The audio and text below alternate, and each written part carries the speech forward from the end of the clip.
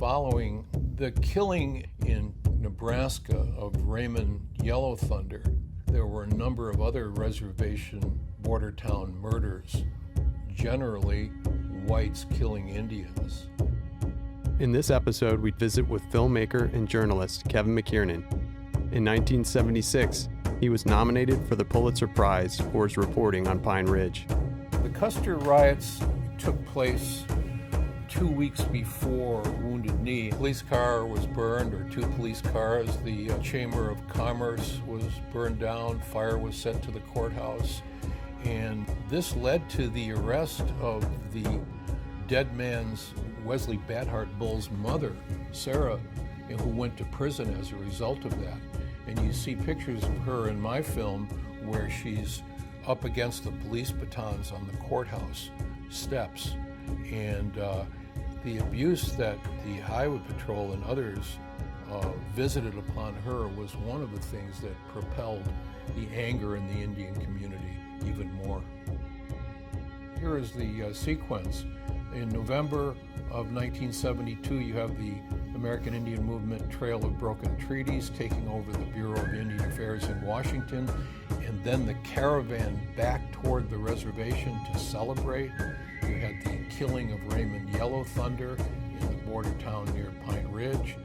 Then you had the riots in Custer after the killing outside the bar of Wesley Badhart Bull. And then 2 weeks later, you've got the Wounded Knee occupation, which becomes the longest civil disorder in American history at 10 weeks, 71 days. I was the rookie, wet behind the ears. I'd never been on a reservation, much less seen anyone hurt.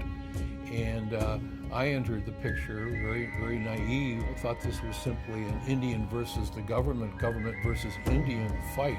And it turns out that this was really going to be a conflict between those who supported Tribal Chairman Wilson and his auxiliary police, quote unquote, who were widely known as the Goons, and the people who supported AIM.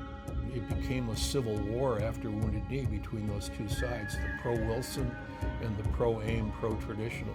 Yeah, there were a lot of grudges on the part of the Goons, who felt they had been sidelined with all the publicity about AIM, and so it was payback time.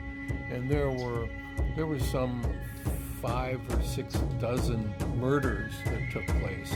Those who were supporters of the American Indian Movement thought that there was collusion between the FBI and the Goon Squad, and in fact some of my research and interviews back that up.